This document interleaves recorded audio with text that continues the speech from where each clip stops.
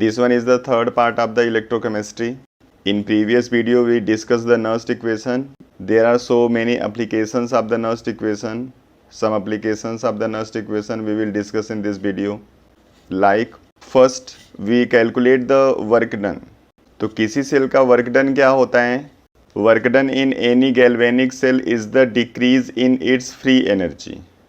किसी भी सेल के अंदर जब आप कंटिन्यूसली सेल रिएक्शन को कैरी आउट कराओगे तो वहाँ पे उसकी फ्री एनर्जी डिक्रीज होती जाती है.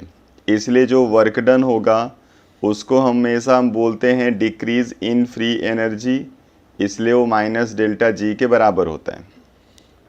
अब इस नेगेटिव डेल्टा जी की वैल्यू रिलेट करती है ई सेल के साथ, तो डेल्टा जी इक्वल टू होता है minus N F E cell के. तो जब आपको एन एफ और ई सेल पता होगा तो आप डेल्टा जी की वैल्यू कैलकुलेट कर सकते हो, जहाँ पे एन नंबर ऑफ इलेक्ट्रॉन है, F Faraday constant and E cell is the electromotive force of the cell. अगर आप इस सेल को यूज करते हो स्टैंडर्ड कंडीशन में तो उस कंडीशन में जो ई सेल होगा it is equal to the E not cell. और स्टैंडर्ड कंडीशन क्या है? When temperature is 298 kelvin and pressure is 1 bar and concentration of the electrolytic solution is 1 molar concentration.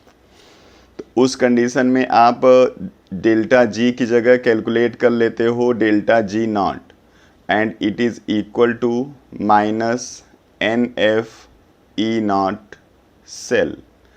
तो आपसे पूछा जाएगा यहाँ पे कि आप डेल्टा जी का कैलकुलेशन कहीं पे कर दो किसी भी सेल के लिए, या आपसे पूछेगा कि वो सेल कितना वर्क करेगा, तो वर्क डन और डेल्टा जी की मीनिंग सेम है, इसलिए आप दोनों में से कुछ भी कैलकुलेट कर सकते हो. As the time pass the concentration of the solution in oxidation half cell increases.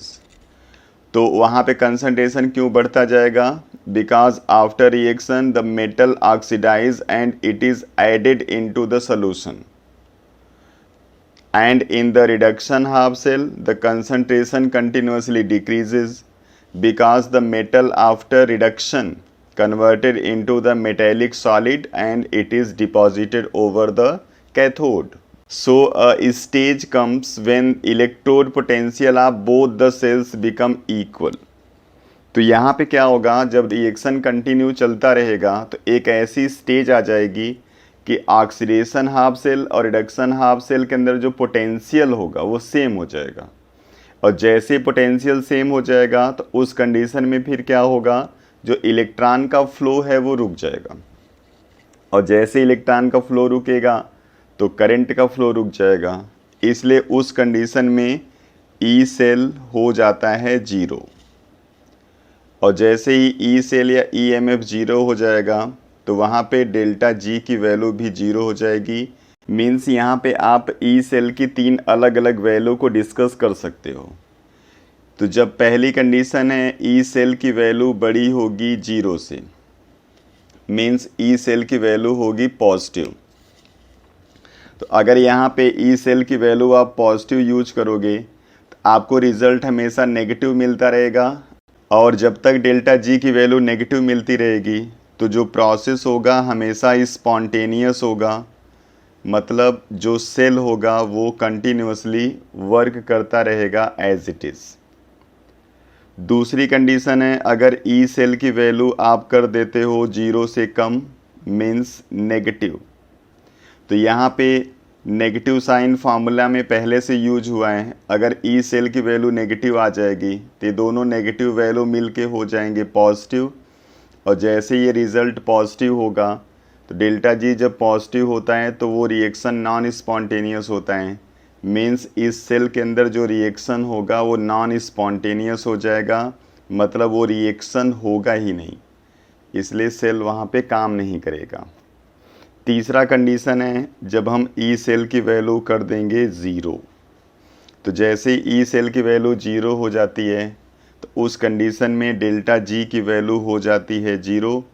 और डेल्टा जी की वैल्यू जब ज़ीरो होगी तो वहाँ पे हम लोग बोलते हैं reaction proceed in both the direction with equal rate. और जब दोनों डायरेक्शन में इक्वल रेट से रिएक्शन चलेगा तो वहाँ पे इक्विलिब्रियम आ जाता है, मीन्स सेल रिएक्शंस इक्विलिब्रियम में आ जाएगा। आपको यहाँ पे एक नोट करके रखना है कि अगर कोई भी रिएक्शन है जो मल्टीपल स्टेप में पूरा होता है तो आप हर स्टेप के ई नॉट सेल को कैलकुलेट करके और उसको ऐड करके सेल का ई नॉट नहीं बता सकते, लेकिन डेल्टा जी का कैलकुलेशन ऐसे हो जाता है।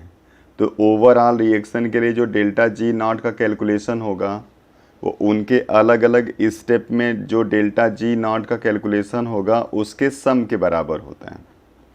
तो इस रिलेशन को यूज करके प्रॉब्लम्स बनते हैं, तो इस पर हम अलग से एक वीडियो डिस्कस करेंगे और वहाँ पे आपको बताएंगे इस पे न्यूमेरिकल कैसे सॉल्व होते हैं। अभी हम लोग चलते हैं अपने दूसरे एप्लीकेशन पे, और नस्ट इक्वेशन को यूज करके हम लोग इक्विलिब्रियम कांस्टेंट निकाल सकते हैं। वो कैसे निकालेंगे अब हम उसको कि अगर कोई भी रिवर्सिबल रिएक्शन है जो दोनों डायरेक्शन में प्रोसीड हो रहा है लेकिन इक्विलिब्रियम अभी सेट नहीं हुआ है, तो किसी भी स्पेसिफिक कंडीशन में आप कंसंट्रेशन ऑफ प्रोडक्ट और कंसंट्रेशन ऑफ रिएक्टेंट के रेशियो को बोलते हो रिएक्शन कोसेंट, यानी हम यहाँ पे रिएक्शन कोसेंट लिख सकते हैं। तो रिलेशन हमारा बन जाएगा E cell equal to E not cell minus 0.0591 by N and log Q C. अब अगर मान लो रिएक्शन इक्विलिब्रियम में आ गया, मीन्स रिवर्सिबल पहले से ही है, दोनों तरफ रेट जो अनइक्वल था अब वो इक्वल हो जाता है। तो जैसे ही इक्विलिब्रियम की कंडीशन आती है तो उस कंडीशन में क्या होगा, जो ई सेल है वो 0 हो जाता है, और जैसे ही ई सेल 0 होगा तो उस कंडीशन में क्यू सी की जगह हम लोग लिख देते हैं के सी, और इसी को इक्विलिब्रियम कांस्टेंट कहते हैं, जिसका कैलकुलेशन हम यहाँ पे डिस्कस कर रहे हैं। तो इस कंडीशन में अगर आपको नस्ट इक्वेशन लिखना होगा तो आप लिखोगे ई सेल की जगह 0, तो 0 इक्वल टू आ जाएगा E not cell minus 0.0591 by N and log K C. अब यहाँ पे इस रिलेशन को हम लिख सकते हैं E not cell equal to 0.0591 by n log K C. Means यहाँ पे आपको केवल ई नॉट सेल की ज़रूरत पड़ेगी और एन की आप आसानी से यहाँ से के सी की वैल्यू बता सकते हो। तो एक रिलेशन आपके पास है जिसमें इक्विलिब्रियम कांस्टेंट को आप गिब्स फ्री एनर्जी चेंज के साथ भी रिलेट कर सकते हो। तो वो रिलेशन क्या है, delta G not equal to -2.303 R T log K C. Means अगर इक्विलिब्रियम कांस्टेंट आपको पता रहे और आर और टी की वैल्यू, जिसमें आर तो आपको पता ही होता है गैस कांस्टेंट है, टेम्परेचर पता रहे, तो आप डेल्टा जी नॉट भी वहाँ पे आसानी से बता सकते हो। तो ये तो हो गया सेकेंड एप्लीकेशन। अब हम चलते हैं इसके थर्ड एप्लीकेशन पे, जिसमें हम लोग किसी भी सेल के लिए पीएच कैलकुलेट कर लेते हैं। तो उसका रिलेशन क्या होगा, we know that pH of any solution is calculated by using the concentration of the hydrogen ion, और हाइड्रोजन आयन कंसंट्रेशन के लिए आपको हाइड्रोजन इलेक्ट्रोड की ज़रूरत पड़ेगी, और हाइड्रोजन इलेक्ट्रोड जब हम यूज करते हैं तो वहाँ पे केमिकल रिएक्शन क्या होगा, हाइड्रोजन प्लस रिड्यूस होता है after gaining 2 electron into hydrogen gas. इस रिएक्शन को चाहो तो आप इस तरीके से भी लिख सकते हो, H plus after gaining 1 electron change into half hydrogen gas. दोनों से रिलेशन सेम आता है। अब यहाँ पे इन्वॉल्वमेंट इलेक्ट्रॉन का होता है तो आपको कन्फ्यूजन नहीं होना चाहिए, इसलिए मैं दोनों रिएक्शन यहाँ पे लिख दिया हूँ। बाकी आप किसी एक रिएक्शन से ही आप रिलेशन निकाल सकते हैं। अब नस्ट इक्वेशन अगर हमको इसके लिए लिखना होगा तो हम क्या लिखेंगे, E cell equal to E not cell minus 0.0591 N log concentration of hydrogen gas ऊपर होगा एंड हाइड्रोजन प्लस का कंसंट्रेशन नीचे आएगा, और ये गैसियस स्टेट में है जिसका कंसंट्रेशन हम यूनिटी यूज करेंगे, इसलिए आएगा 1 by concentration of H plus power 2। अगर कोफिशिएंट हम ये वाला यूज करेंगे तो, अगर ये वाला यूज करेंगे तो यहाँ पे कोफिशिएंट 1 है, इसलिए पावर 1 रहेगा। अब इस रिएक्शन के लिए हमने पावर 2 यूज किया है, इसलिए n की वैल्यू भी हमको 2 यूज करनी पड़ेगी। इसके लिए 1 यूज कर लेते तो हिसाब सेम रहता। तो इसको हम लोग लिख सकते हैं E0 cell minus 0.0591 by 2 log, इसको अगर ऊपर हम लेके जाएंगे तो ये हो जाएगा concentration of H plus to the power -2, और इस -2 को हम लोग लॉग के साथ यूज करेंगे तो ये रिलेशन आ जाएगा E0 cell minus 0.0591 by 2 into -2 log concentration of H plus. अब इस माइनस लॉग H प्लस को ही हम लोग pH बोलते हैं। pH is the negative log of hydrogen ion concentration. तो हम माइनस लॉग H प्लस की जगह pH लिख देंगे तो रिलेशन हमारा बनता है E0 cell minus 0.0591 by 2 into 2 into pH। तो ये 2 से 2 कैंसिल होगा, और आप जानते हैं हाइड्रोजन इलेक्ट्रोड के लिए स्टैंडर्ड रिएक्शन पोटेंशियल 0 होता है, इसलिए यहाँ पे हम 0 यूज कर लेंगे। तो हमारा आ जाएगा E cell equal to minus 0.0591 into pH। तो डायरेक्ट हम लोग इस रिलेशन को यूज करके और pH कैलकुलेट कर सकते हैं, या फिर pH से हम लोग कैलकुलेट कर लेंगे ई सेल की वैल्यू। चलिए अब तीनों एप्लीकेशन पे हम लोग एक एक प्रॉब्लम कर लेते हैं। तो पहला प्रॉब्लम हमारा है calculate delta G not for the reaction दिया गया है magnesium solid plus Cu2 plus change into magnesium 2 plus Cu solid. यहाँ पे E0 सेल की वैल्यू दे रखा है 2.71 वोल्ट। अगर ये वैल्यू डायरेक्ट नहीं देता तो इन दोनों का रिडक्शन पोटेंशियल दिया गया होता, जिसको यूज करके हम लोग E0 सेल बता देते हैं। अब डेल्टा G निकालना है, और इसका E0 सेल के साथ रिलेशन आपको पता है, delta G not equal to होता है माइनस NF E0 सेल। अब इस रिएक्शन के लिए जो n की वैल्यू होगी वो 2 होगी, क्योंकि इनके जो चार्ज हैं वो 2 हैं। मीन्स इस रिएक्शन को जब हम बैलेंस करेंगे तो 2 इलेक्ट्रॉन यहाँ पे यूज होगा, इसलिए इसकी वैल्यू हो गई 2। F की वैल्यू फिक्स है 96500 एंड E0 सेल इज़ 2.71। अब इन तीनों को मल्टीप्लाई अगर हम कर देंगे तो हमारा रिज़ल्ट आता है -52303 जूल पर मोल।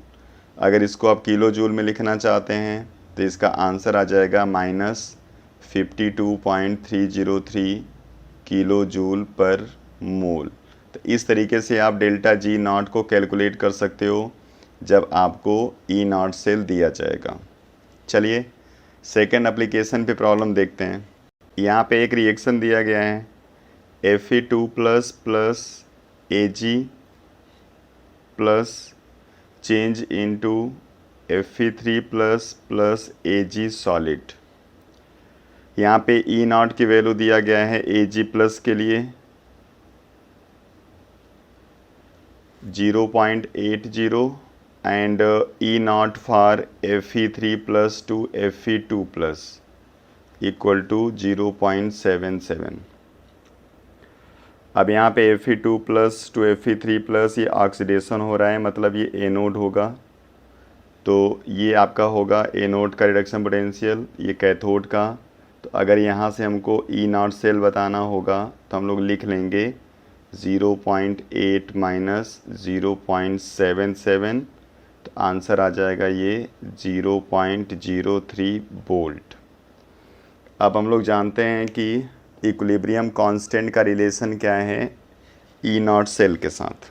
ई नॉट सेल इक्वल टू होता है 0.0591 बाई एन लॉग के सी। इस रिलेशन से हम लोगों को के सी की वैल्यू बतानी है। तो इस रिएक्शन में Ag प्लस से Ag 1 इलेक्ट्रॉन का यहाँ पे इन्वॉल्वमेंट है, Fe2 प्लस से Fe3 प्लस यहाँ पे भी 1 इलेक्ट्रॉन का इन्वॉल्वमेंट है, मतलब n की वैल्यू आपको 1 यूज करनी है। तो यहाँ से log Kc इक्वल टू आ जाएगा E not cell divided by this one means 0.03 divided by 0.0591, और जब इसको आप डिवाइड करोगे तो आपको आंसर मिलेगा 0.5074, और इस वैल्यू का जब हम लोग एंटी लॉग कर देंगे तो Kc मिलेगा। तो Kc इक्वल टू लिखेंगे एंटी लॉग ऑफ 0.5074, और इसको सॉल्व करने पे आपको आंसर मिलेगा 3.22। तो Kc की वैल्यू 3.22 हो जाएगी। एंटी लॉग कैसे लिया जाता है किसी नंबर का, इसका वीडियो बना हुआ है, आप उसको वहाँ से देख सकते हैं। चलिए इसके थर्ड एप्लीकेशन पे प्रॉब्लम करना है। Calculate pH if E cell equal to -0.118 volt at 298 kelvin and 1 atmosphere. वो स्टैंडर्ड कंडीशन दिया हुआ है। तो यहाँ पे ई सेल का हम लोग pH के साथ रिलेशन अभी लिखे थे। ई सेल इक्वल टू होता है -0.0591 इंटू pH। तो अगर pH यहाँ से लिखना होगा तो हम लोग लिखेंगे ई नॉट सेल की वैल्यू मीन्स -0.118 डिवाइडेड बाई -0.0591, और जब इसको हम लोग सॉल्व करेंगे तो आंसर आपको मिल जाएगा अप्रॉक्सीमेटली 2, मीन्स इसके लिए जो pH होगा वो 2 होगा। तो ये तो हो गया नर्स्ट इक्वेशन और उस पे बेस्ड एप्लीकेशंस। अब नेक्स्ट वीडियो में हम लोग इसके आगे डिस्कशन करेंगे जिसमें इलेक्ट्रोलिसिस और उसके प्रोडक्ट का डिस्कशन किया जाएगा। Thank you.